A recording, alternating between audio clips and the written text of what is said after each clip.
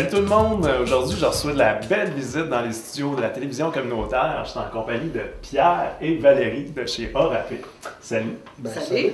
Vous allez bien? Oui. Très bien. Oui. Ouais, le printemps qui commence. Oui, le printemps qui commence. Puis je crois que vous fêtez cette année vos 25e anniversaire d'Orapé. C'est bien ça? Oui. Ok, je pensais que tu parlais de mon âge. Vas-y, en effet. En fait, oui, on a déjà une activité. L'activité de lancement des festivités a été faite vendredi dernier, le 15 avril. C'était notre souper bénéfice annuel sous la présidence d'honneur de Éric Véraquin, qui est le président de l'ébénisterie Renova. On avait une super conférence de M. Marc Deconinck, qui est organisateur communautaire à Québec, qui est venu nous parler de l'importance des organismes communautaires dans le milieu et de la santé un petit peu en général. Puis tout ça a permis d'amasser une belle somme de 11 525 $. Donc on est vraiment hyper heureux. Ça va être une somme qui va permettre justement d'offrir encore plus des services de qualité pour les gens à faible revenu de notre territoire. Donc, première activité, on va en avoir d'autres tout au cours de l'année. La prochaine, en fait, ça va être au mois de septembre. Ça va être un spectacle bénéfice qui va être à l'extérieur. Ça va être au Carrefour culturel ici à Plessisville. On est hyper heureux d'annoncer que la tête d'affiche, ça va être William Deslauriers qui a accepté de faire la dernière partie finalement de cette activité-là. Donc, on est vraiment super heureux. Puis sinon, bien, après ça... au mois de novembre, il va y avoir une activité qui va s'appeler les Grands Bénévoles. C'est-à-dire qu'on va remettre, pas remettre sur la map, mais en fait, on va remercier les gens qui s'impliquent au quotidien chez Orapé, en plus de faire ça un peu en soirée ouverte à tous. Ça va être les Mondays de Victoriaville qui vont venir faire le spectacle sous la présidence d'honneur de Karine Sévigny qui a son studio ici à Plessisville. Puis sinon, ben, ça nous mène en décembre. Ça va être une activité qui va être sur le coin de la rue Saint-Calix-Saint-Louis. Ça va être en collaboration avec la ville de Plessisville. On va récupérer des jouets neufs pour donner dans les paniers de Noël aux enfants. Puis après ça, ben, ça nous mène en mars 2017 où ça va être l'activité de clôture, là, des portes ouvertes qui vont venir terminer cette belle run, comme on peut dire, du 25e anniversaire. Ah, super. Je crois qu'on peut aller voir là, sur le site d'Orapé pour voir toutes les activités aussi. Oui, effectivement, www.orap.org. Il y a un bandeau, on peut cliquer dessus, on voit la programmation complète. C'est sûr c'est avec les détails qu'on a présentement. Donc, au fur et à mesure que le temps va avancer, les détails vont s'ajouter, les prix, etc. Donc, les gens sont invités à aller voir là. Sinon, sur notre site Facebook, là, on se tient à jour. Super. Puis 25 ans, là, ça te rajeunit pas, toi, Pierre? C'est... Je m'attendais pas à ce que tu dises. Effectivement, ça me rajeunit pas. Puis tu vois, il y a 2 semaines, on jasait ensemble, Valérie puis moi, puis je disais, hey, tu te souviens-tu, il y a 14 ans, parce que ça fait 14 ans qu'on est ensemble. Okay. Puis je disais, hey, ça a passé vite, hein? Elle me répondait, c'est quoi tu m'as répondu? C'est comme si c'était hier. Ouais, c'est vrai. Ça passe, là, le temps passe, puis... Morale de l'histoire, dans le fond, il faut s'amuser quand c'est le temps. Sinon, ben, j'ai de la difficulté à comprendre les gens qui me disent tout le temps, ah, je m'ennuie, il n'y a rien à faire. Un peu, là, tu sais pas demain qu'est-ce qui va se passer. Profite-en là. Puis au niveau de l'organisation, c'est la même chose. Tu bâtis, ben, profite-en là, parce que tantôt, tu sais pas si tu vas être capable de bâtir les mêmes services. Il y a des demandes, il y a des besoins qui sont là. Et à partir de ces besoins-là, ben, c'est là que les solutions se mettent en place et que les services se mettent en place. N'est-ce pas? Donc, effectivement, ça ne me rajeunit pas. Mais toi, tu es là depuis 98, si je me trompe. 98. Puis tu peux-tu... En 97, j'ai commencé à être bénévole. Okay. Ça fait, tu vois, quand je vais partir en juin 2017, ça va faire 20 ans avec l'année de bénévole. Okay. 19 ans d'emploi d'Orapé. Puis l'histoire d'Orapé, concrètement, ça a commencé comment, de quelle façon? Ben, tu sais, quand on parle de... Tu me dis que ça ne me rajeunit pas, ben la mémoire aussi, hein, on oublie. Ben là... C'est une farce parce que je me suis bien amusé à Orapé, je m'amuse encore. Ça a commencé, je n'étais pas là. Ça a commencé en 91, c'était 7 femmes monoparentales, des chefs de famille, qui avaient de la difficulté, qui vivaient de l'aide sociale et qui avaient de la difficulté à boucler le fin de mois en termes de bouffe pour leurs enfants. La plupart disaient, rendu au 21, 22, ben là, ils commençaient à plus rien avoir, puis il n'y avait pas d'argent non plus. Fait que c'est une problématique qui est sortie au niveau du CLSC. Ils sont regroupés autour l'organisateur communautaire qui s'appelait à l'époque Sylvain Boursier. Sylvain Boursier. OK. D'ailleurs, je l'ai contacté, Sylvain. Et Sylvain a mis sur pied 2 organisations, une à Plessisville et une à Princeville, qui s'appelle Horace, et à Plessisville, c'était ORAP. À l'époque, c'était l'organisme de récupération alimentaire de Plessisville. Ça a commencé que les gens allaient dans certaines épiceries et allaient ramasser du pain. Il y avait des desserts, puis peut-être du canard un peu. Ça commençait de même. OK. Ensuite, ça s'est bonifié avec des cuisines collectives. Et ensuite, Moisson a commencé à devenir la banque alimentaire qui permettait de faire de la distribution plus large aux gens qui en avaient besoin sur le territoire de la MRC de l'érable. Là, on sortait de Plessisville. OK. Ça, c'est l'époque avant que moi j'arrive. Moisson c'était déjà commencé, ça faisait 1 an. Et à l'époque, écoute, il n'y avait pas de local, il n'y avait pas d'équipe de travail non plus. C'était uniquement sur du bénévolat que tout était bâti. Le local se retrouvait au centre de formation professionnelle André Morissette. Ça ouvrait le vendredi matin à la réception du camion de Moisson-Morissette. Et là, ils plaçaient la nourriture, faisaient le triage. Et l'après-midi, les gens venaient chercher leur nourriture. Donc, il y avait un besoin qui était là et donc le service... Le besoin était là, puis pas le besoin, mais le service est embryonnaire. Ça commençait. Et le bénévolat, c'est intéressant. Que les gens mettent du cœur à la roue, qui s'impliquent, c'est très intéressant. Mais en termes de continuité ou en termes de permanence de service, c'est jamais garanti. Tu es bénévole à un endroit, mais tu te retrouves, tu déménages ou tu trouves un travail ailleurs, ben tu s'en vas. Donc là, il y a un creux. Quand moi je suis arrivé, c'est Sylvain qui a communiqué avec moi, Sylvain Boursier. Il y avait des besoins, il voulait qu'on développe davantage. Puis il y avait de plus en plus de besoins qui étaient exprimés. Au niveau du CLSC, des gens qui avaient de plus en plus de besoins au niveau alimentaire.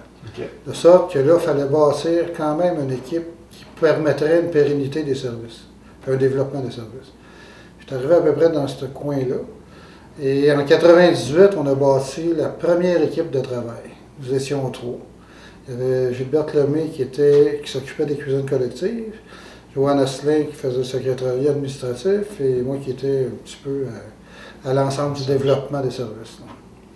Et là, on avait un petit bureau à la Corporation de développement communautaire. OK. Où j'étais à peu près jamais. Le premier bureau était là. Ben, c'est parce qu'il y en a eu d'autres, mais c'était des bureaux qui, comment je te dirais, des bureaux itinérants. Ça se promenait d'une place à une autre. Okay. Ça restait 2 mois à un endroit, ça s'en allait à un autre endroit, et ainsi de suite.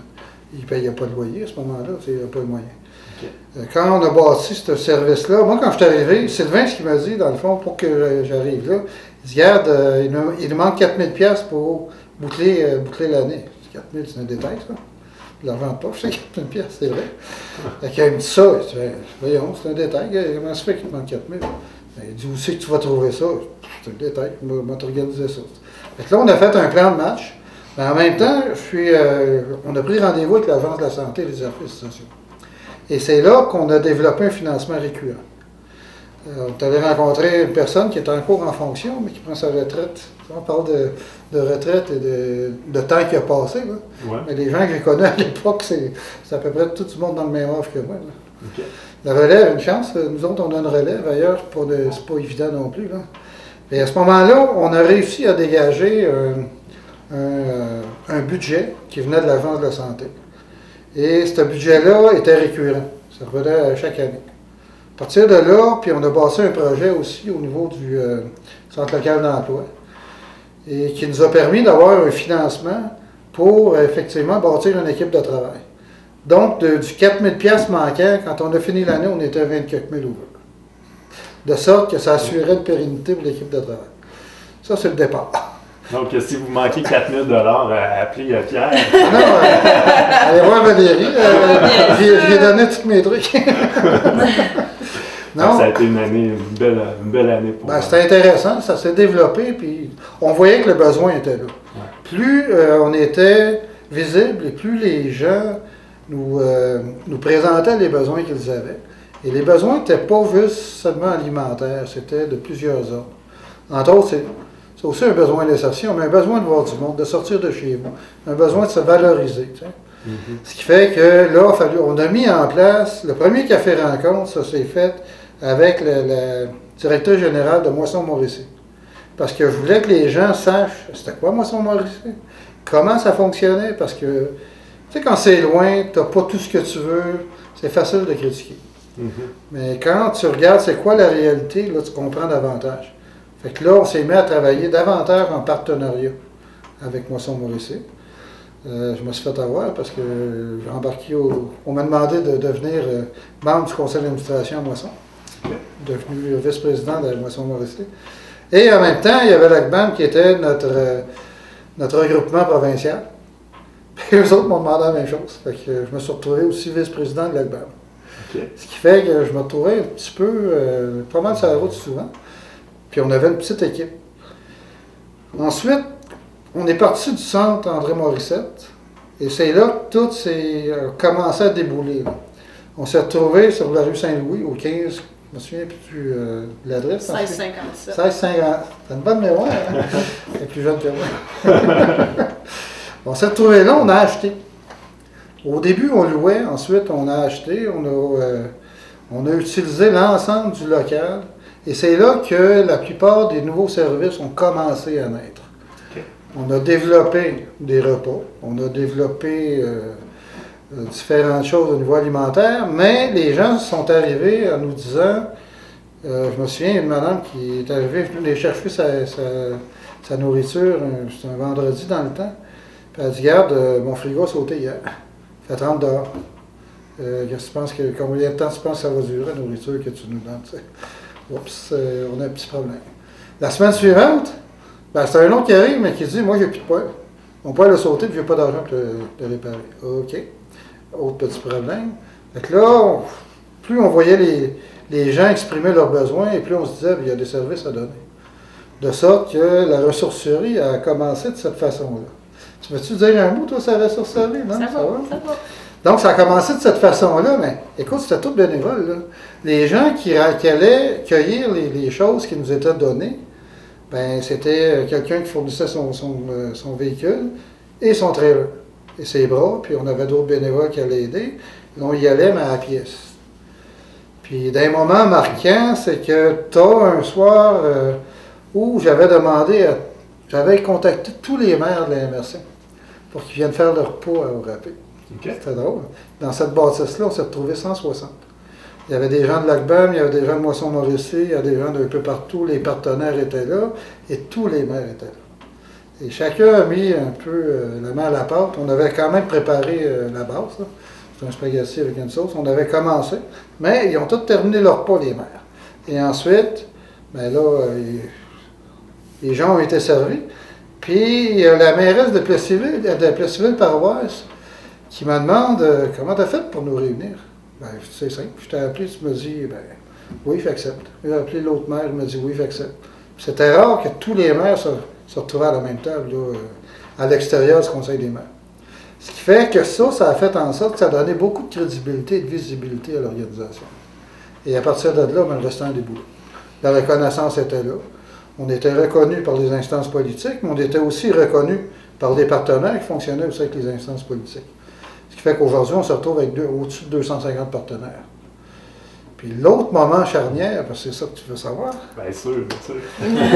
Ben, c'est quand on a, dans le fond, Plessisville, grâce à nous autres, a vécu un des plus beaux incendies de son histoire. Quand la bâtisse a passé au feu, c'était le 13 janvier 2007. Là, on était rendu en 2007. Quand on a acheté, on était en 2000. Okay. Moi, je suis arrivé en 97, 98, c'était comme comité de travail, c'est ça. Okay. Et ce matin-là, il y avait deux jeunes qui avaient le goût de voir un petit feu. Puis, il était resté un fauteuil. J'avais demandé à tout le monde le vendredi. Moi, je m'en allais en réunion. J'avais demandé aux gens, on ne laisse rien dehors. En fin de compte, il y a un fauteuil qui est resté là. Deux petits jeunes qui sont passés. Eux autres ne pensaient pas que la bâtisse l'embrait, c'est juste le fauteuil. Quand ils l'ont allumé, ben, il restait à passer. Ça a été un assez gros feu. Ça a commencé en après-midi, puis ça s'est terminé aux petites heures du matin. Okay. La rue Saint-Louis, c'était une belle patinoire. Tu aurais pu faire une partie de hockey là. C'était beau, c'était lisse. Vous avez tout perdu cette journée-là? On a presque tout perdu. Sauf les listes des membres, la comptabilité et tous les contacts que j'avais, parce que moi, j'avais quand même un double de tous les documents que j'avais. Fait que ça, on les a pas fait une chance, parce que ça aurait été difficile de repartir, ça aurait été beaucoup plus long. Puis on avait des contacts au niveau financier, à tous les niveaux, ce qui fait en sorte que ça aurait été complexe. À partir de là, c'est là que l'envol s'est pris. Cet envol-là, dans le fond, Valérie était déjà arrivée, tu étais en stage avec nous autres. J'étais arrivée, moi, en 2003. C'est ça. Puis on a flambé en 2007. 2007. Toi, tu avais fait 2 stages, et cette fin de semaine-là, tu étais à Trois-Rivières, je pense. Oui, en formation. Et revenu dimanche pour constater qu'il ne restait pas grand-chose. Puis ce qui est un peu, peut-être une anecdote à travers tout ça, ce peu-là, c'est que en décembre, le décembre précédent, finalement, décembre 2006, on avait visité avec Jean Margoux, qui était directeur général de la municipalité à ce moment-là, le bâtiment où on est présentement, sur la rue Rousseau.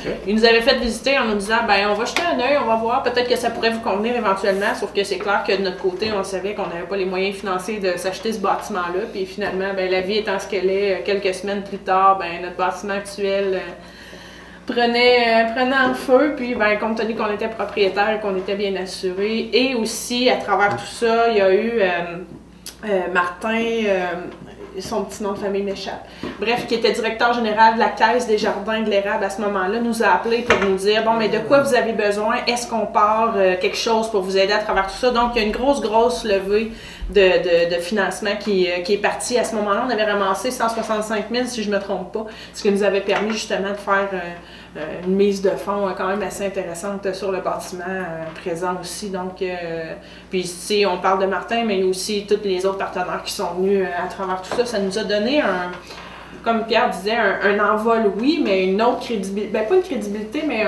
une visibilité que, bon, c'était un peu un événement négatif en soi, mais ça a quand même permis à l'équipe de constater qu'on était nécessaire dans le milieu, puisque tout le monde est en dessous de l'organisation pour dire, bon, mais on va se relever tout ça un peu, on en riait, ben oui, on en riait après coup, mais on disait souvent qu'on était un peu un phénix, parce qu'un phénix, c'est le genre d'oiseau qu'il s'embrase, puis il renaît de ses cendres, donc on disait qu'on était un peu ça. Ben, tu vois, le feu est arrivé à un moment charnière aussi, parce que on avait discuté avec la MRC, avec une couple de municipalités, et on commençait la cueillette, le projet de cueillette des objets volumineux le 1er janvier 2007. On venait de commencer, ça faisait 2 semaines. Okay. Le contrat avait été signé en décembre. On avait ce contrat-là pour les 5 ans.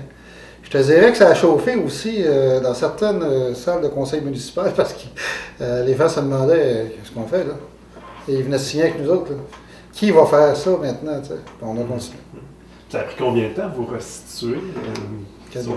4 jours? 4 jours, tous les services étaient restitués. Relever les manches. Bon, on n'avait pas le choix, puis comme Valérie dit, ça l'a donné de la visibilité, parce que c'était pour la première fois qu'on voyait Radio-Canada, TVA, se retrouver, venir nous rencontrer. Ben, ça prenait un fou pour qu'ils nous rencontrent, ben, c'est pas grave, mais ça aurait pu être en d'autres occasions, on remarque.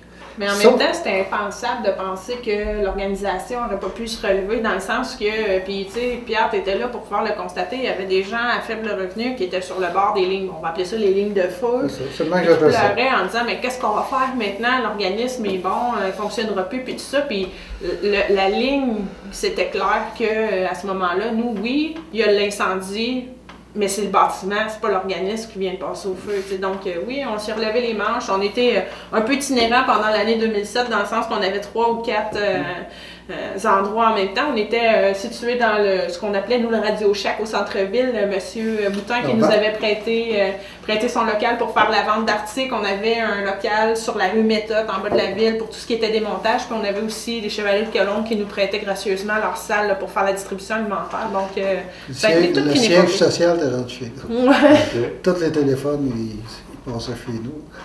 C'était, ça a été une période où on s'est questionné aussi, parce qu'on aurait pu dire, ben on laisse tomber. Sauf que, comme elle dit, moi j'étais sur les lignes de feu, et j'entendais les gens, j'en ai vu pleurer en disant, écoute, on fait quoi là, comment qu'on va manger? Tu sais, je t'ai expliqué l'historique d'où ça partait, mais c'était genre... à la base. Ouais, mais là on avait au-dessus de 200 personnes, 200 familles qu'on a aidé à finir à bouquer les fins de mois, puis à manger convenablement, tu sais.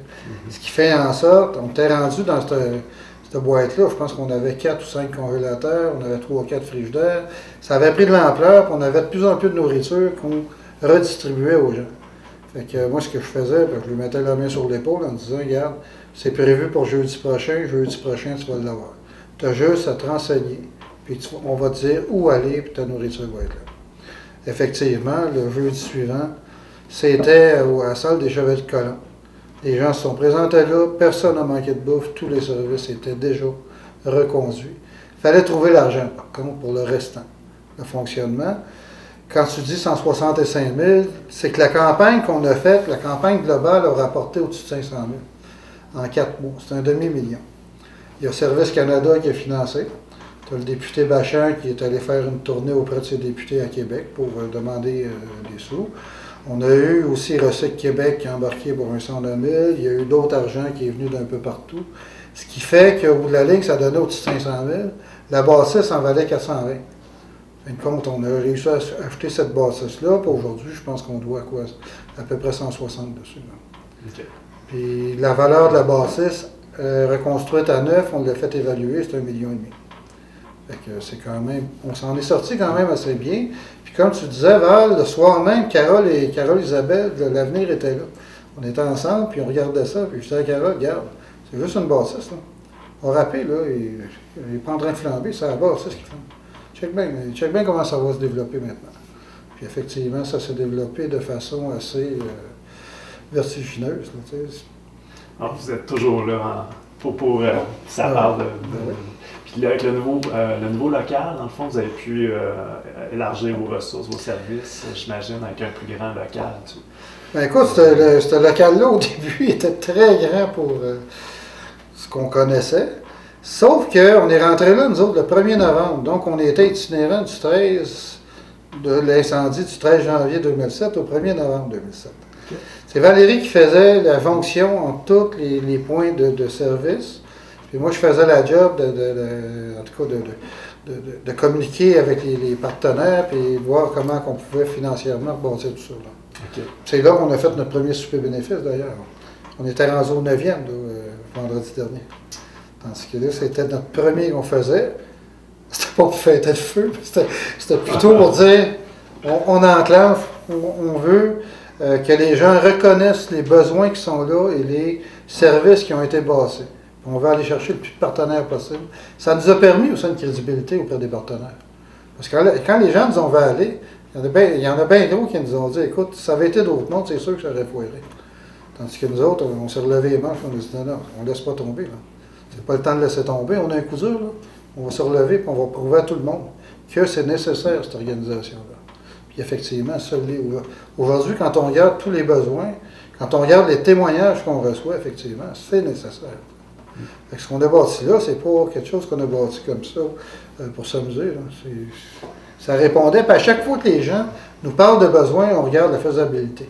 On ne regarde pas seulement la faisabilité, on regarde aussi la pertinence, mais on regarde aussi la pérennité.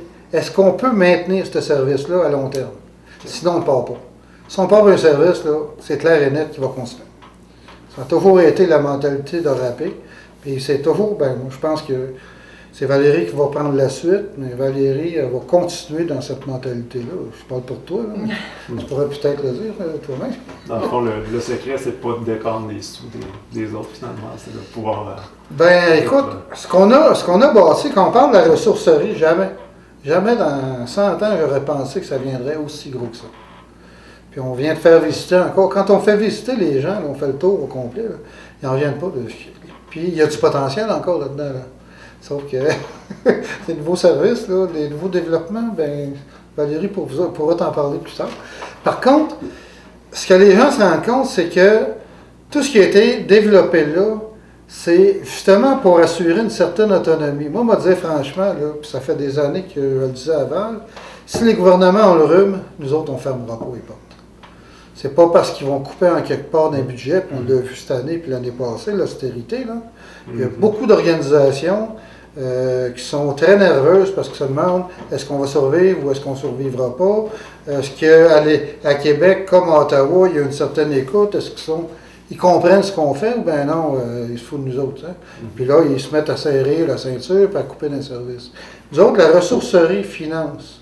Dans le fond, c'est 64,3 d'autofinancement l'année dernière au niveau de l'organisation. Et cette année, je pense que ça va être plus. Mais ça permet de financer la pérennité des services de base, parce qu'ORAP est là pour répondre aux besoins de base des gens. Les besoins de base des gens, c'est de répondre à des besoins qui vont améliorer leur qualité de vie. Puis à qui on répond? Aux gens qui sont les plus démunis dans cette MRC-là. Là. Puis au niveau des statistiques, là, au niveau alimentaire, vous répondez à combien de familles? Avez-vous des chiffres présentement? C'est au-dessus de 400 familles. Elle a fait son bilan fin. Ben, dans la dernière année... 400 familles dans l'année. Oui, global, parce que je te dirais qu'en moyenne par mois, c'est environ entre 225 et 250 familles différentes par mois qu'on va aider, mais il y a des gens qui reviennent, c'est saisonnier, dans le sens qu'ils ont un travail soit l'hiver, soit l'été, puis là, ben, tout dépendant de la saison, ils n'en ont pas, ou il y a des gens aussi qui arrivent ici l'été, puis ils repartent après ça vers les grands centres l'hiver, parce qu'on n'a pas nécessairement de services adaptés pour les gens qui sont, par exemple, sans domicile ou des choses comme ça. Donc, ouais, puis je dirais que... Au fil du temps, à travers l'historique, après le feu, on a eu aussi, en 2011, on a été lauréat du Phénix de l'environnement à l'Assemblée nationale pour nos bonnes pratiques environnementales. Puis sinon, on a été finaliste au prix, voyons, en français. Ben, 2 ans avant, on était finaliste au Phénix aussi, de l'environnement. Oui, effectivement. Puis on a eu un prix là, de la Société Saint-Jean. J'affiche en français. J'affiche en français, merci. Puis sinon, ben, on a été aussi lauréat du prix Cascade là, du Centre du Québec. Donc, c'est une belle reconnaissance là aussi. Puis je dirais qu'à travers tout cet historique-là, tantôt quand Pierre disait qu'il était 3 à la base, ben maintenant, l'équipe de travail, c'est plus 20 permanents, avec des gens qui sont à contrat, des bénévoles, parce qu'on parlait de bénévoles aussi tout à l'heure. Les gens disent, ah, ben peut-être qu'ORAP pourrait être géré que par des bénévoles. Je dirais qu'un ne va pas sans l'autre, dans le sens que l'équipe de bénévoles ne pourrait pas aller sans l'équipe de travail, puis l'équipe de travail ne pourrait pas aller sans les bénévoles non plus, parce qu'on ne serait pas en mesure d'offrir tous les services qu'on offre maintenant. Mais je dirais qu'on a aussi des gens en insertion sociale qui nous viennent du centre local d'emploi ou de différents milieux, qui ont besoin de se reprendre en main, qui ont besoin de juste des fois une petite tape dans le dos pour se dire, bon, regarde, on va te donner un coup de pouce, on va te donner des bonnes pratiques, puis après ça, ben, vole de très propres ailes, cher ami. Donc, voilà. Donc, sinon, des stages scolaires aussi à travers tout ça. Mais, ouais. Donc, ORAP a eu un beau développement. 35 services différents maintenant qui sont offerts chez ORAP. C'est ça, je voulais te dire. 35 services, 4 départements, 2 bâtisses aussi, parce qu'il ne faut pas oublier, on a acheté celle-là le 1er novembre.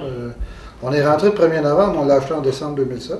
Okay. Et c'est en quoi, en 2009, 2010 ou 2011 qu'on a acheté la bâtisse en face, qui est le magasin des vélos. Là. Okay. Les nouveaux services, ça part toujours d'une demande, j'imagine que... Toujours d'une demande de la population ou des gens à faible revenu, parce qu'on parle beaucoup de gens à faible revenu, mais il faut aussi comprendre que la ressourcerie, c'est ouvert à tout le monde. Fait que des fois, les gens arrivent avec des idées, puis on regarde ça, on voit si on est capable de faire quelque chose avec ça, parce que c'est sûr que des idées, les gens en ont plein. On pourrait partir un service par demi-journée à peu près, mais il faut aussi, comme Pierre le disait, assurer la pérennité de tout ça, puis s'assurer aussi que ça s'en va dans notre mission. On s'entend qu'il y a beaucoup d'autres organisations sur le territoire qui font de l'excellent travail, donc on essaie de chacun garder, de se respecter dans nos limites et nos cadres. Donc, voilà. Travailler en équipe et ne pas dédoubler ce qui se fait sur le territoire. Ce qui est aussi intéressant quand on dit ça, c'est que même les services qui sont déjà en place peuvent être bonifiés. Comme dernièrement, ça fait 6 mois, on a engagé une personne comme cuisinière. Ça devient intéressant parce qu'on fait de la transformation alimentaire, donc on récupère encore plus la nourriture qu'avant, parce qu'on est capable davantage de recycler. Cette personne-là permet aussi de faire le repas. On parlait de personnes qui n'ont pas de résidence fixe, mais il y a un repas le mercredi pour des personnes, les membres, mais aussi pour des partenaires, qui a été mis sur pied il y a 4 ans, qui est encore là et qui devrait rester. Il y a des repas pour nos bénévoles et pour nos travailleurs qui sont là, qui n'existaient pas au début. Il y a différents services qui sont là, mais qui se bonifient. Il y a de la chair qui se met alentour de ça. Okay. Et selon les demandes qui nous sont acheminées, on regarde comment on peut le faire. Mais ce qu'il faut aussi dire, c'est qu'il y a une structure démocratique qui s'est développée avec le temps à ORAP. On est rendu, tu parles de 20, c'est plus 23, mais ça dépend des parties de l'année. Cet été, bien, il va y avoir des étudiants, il va y avoir d'autres personnes. Il y a un comité de gestion, il n'y a pas juste la direction générale qui va prendre des décisions. Il y a aussi un comité de gestion qui voit assurer au niveau de l'ensemble des départements qu'est-ce qui se passe dans les départements. Et c'est là que beaucoup de décisions vont se prendre au niveau du fonctionnement quotidien. On a aussi un conseil d'administration. Il y a une assemblée générale. De sorte que, bien souvent, nous autres, on reçoit les mandats de l'assemblée générale. On va recevoir les mandats aussi du conseil d'administration, qui lui reçoit le mandat aussi de l'assemblée. Mais ensuite, là, le fonctionnement, c'est nous autres qui le reçoivent. Fait que faites marcher ça, vous autres. On le fait marcher. Venez jusqu'à là, ça va très bien. Ça va super bien, oui. Tu vois, on est parti d'un budget, je te disais, du moins 4 000, mais cette année, c'est un budget de quoi, 700 quelques mille? Juste la ressourcerie, là, pour le dire, là, ça a été 300 000 dans la dernière année en termes de revenus. Okay. Ce qu'il faut dire aux gens, ce que tu as commencé tantôt, les services alimentaires sont réservés aux gens qui sont à faible revenu. Mais quand on parle de faible revenu, on ne parle pas juste des gens sur l'aide sociale ou en chômage. Hein? Quelqu'un qui est au salaire minimum, qui a 2 enfants, 3 enfants, là, il a besoin d'un apport alimentaire, il a besoin d'un coup de main. Puis, tu as des gens qui sont aussi retrouvés à RAP parce que ça a été des divorces. Un divorce, ça peut être coûteux. Il y en a que ça a été des accidents d'auto, puis tu te retrouves, oups, tu ne peux plus bouger, ou ben, tu es handicapé, tu ne peux pas travailler. Tu sais, il y a différentes causes pourquoi des fois tu viens chercher de la bouffe. Je pense qu'on pourrait peut-être rappeler aux gens à la maison de quelle façon approcher un RAP si on vit une situation du genre. Ben oui, sans problème. En fait, la façon de fonctionner chez RAP est quand même assez simple. Il faut rencontrer notre collègue Nathalie Turgeon, qui est responsable du volet alimentaire. Elle va prendre le temps de recevoir les gens, de leur expliquer comment on fonctionne, de référer si besoin est, parce qu'on en fait beaucoup. Des fois, les gens arrivent, ils ont un besoin alimentaire, mais ils peuvent avoir besoin de vêtements, donc on envoie vers la service en poule, etc. Okay. Donc, ils peuvent nous communiquer avec nous, soit par téléphone, 819-362-0001. Idéalement, prendre un rendez-vous, parce que souvent, ça bouge beaucoup, puis ça bouge vite, c'est RAP, donc pour pouvoir bien prendre le temps avec les gens Danser quelque chose? Pour bien prendre le temps avec les gens, donc communiquer avec Nathalie. Sinon, ben, il y a toujours notre courriel aussi, si les gens sont moins à l'aise, à info@commercial.orape.org, que les gens peuvent nous rejoindre. Mais il y a aussi une chose que je veux rajouter là-dessus, quand je parlais des sous que la ressourcerie amène. Elle amène aussi la pérennité des services au niveau alimentaire. Mais ce que je veux dire, c'est que les gens, quand on parle de la ressourcerie, c'est ouvert à tout le monde. Et les gens qui viennent acheter chez RAP, ils donnent un coup de main pour améliorer la qualité de vie des gens qui sont moins nantis qu'eux autres. Parce que ces argents-là servent à financer tous les services qu'on donne à ces gens-là. Si on se fiait à des subventions gouvernementales, si on se fiait aux dons, en fait, il y a beaucoup de services qui sont dévolus pour des gens à faible revenu qui ne seraient pas là. C'est la ressourcerie qui devient, comment je te dirais, l'apport financier autonome pour être sûr qu'on peut développer l'ensemble de ces services-là. En fond, en économisant, on encourage vraiment... je ne sais pas trop comment dire, là, mais la mission, puis en plus de donner une deuxième vie aux objets. Deuxième, troisième, quatrième même. Il y a des sapins de Noël qui sont vendus 5 fois. Pour les prochaines années, si on parle d'une vision à long terme pour RAP, il y a déjà beaucoup de services. Est-ce qu'il y a d'autres projets, j'imagine, à venir? Bien là, il faut que tu t'adresses à Valérie parce que le 20 juin prochain, c'est Valérie qui est la directrice générale. Okay. Moi, je reste encore un an. Oui, ça se fait à l'Assemblée générale. Okay. Mais c'est déjà annoncé officiellement. Et je reste encore un an pour finaliser l'ensemble des dossiers qu'on travaille ensemble. Ce qui fait en sorte que quand je vais partir, tout va être fait. Puis Valérie va être bien à l'aise. Elle l'est déjà. Mais en même temps, je pense que c'est moins... c'est un poids moins lourd aussi sur les épaules de dire, ben on continue à travailler en équipe. Puis après ça, ben bye-bye, hein? Bye-bye, grand-père. En fait, dans les prochaines années, c'est sûr qu'il va y avoir la période de transition, ça c'est certain. On s'entend que ça va être quelque chose quand même d'avoir à organiser nos flûtes comme ça, mais je te dirais que à moyen terme, c'est-à-dire les 2 ou 3 prochaines années, ce qu'on s'est donné comme mandat, c'est que oui, on a 35 services différents, mais on va tâcher de consolider tous ces services-là. Quand on développe, c'est le fun, mais il faut aussi boucler la boucle de tout ça, puis voir à optimiser nos façons de faire. Qu'est-ce qu'on peut faire, qu'est-ce qu'on fait bien, qu'on peut faire mieux, puis peut-être autrement. Donc, avec l'équipe de travail qu'on a en place, on va prendre le temps d'analyser chacun des services qu'on fait, puis essayer de voir si on peut les améliorer. Puis probablement qu'à travers tout ça, il va y avoir d'autres idées qui vont sortir, puis peut-être du développement, oui, mais je dirais un peu plus loin. Puis je te dirais aussi qu'en termes de développement durable, il y a des choses qui se font dans la région. D'ailleurs, ce matin, j'assistais à un déjeuner-conférence concernant la démarche des deux, qui est offerte par la SADC à Victoriaville, qui aide les organisations justement en termes de développement durable. Donc, il y a des consultants qui sont en lien avec ça. Donc, ce qu'on va faire, c'est qu'on va les accueillir probablement chez nous pour justement essayer de voir avec eux pour se faire un plan d'action pour justement assurer la pérennité de tout ça. Mais c'est certain que à travers tout ça, le mandat est clair, c'est d'assurer la pérennité de l'organisation et puis d'assurer les ressources humaines aussi, parce qu'on s'entend que les ressources humaines, c'est quelque chose de quand même assez important. Pierre dit qu'il est sur son départ, mais on a d'autres personnes dans l'organisation qui voient peut-être l'aube de leur retraite, donc ça va être à éventuellement peut-être bouger à ce niveau-là, mais chaque chose en son temps, puis je dirais qu'on va prendre un dossier à la fois. Bon, mais moi, je souhaite vraiment une longue vie à Rapé pour tout ce que vous offrez à la population. C'est vraiment une très belle histoire, puis on souhaite que ça continue dans ce sens-là. Et on parlait tantôt du 25e. Oui. Il ne faudra pas oublier une chose, c'est que le 13 janvier 2017, ça va faire 17 ans qu'on a passé au fait. 10 ans. 10 ans. 10 ans, ouais, c'est ça, je pense 17, mais on fait 10 ans déjà.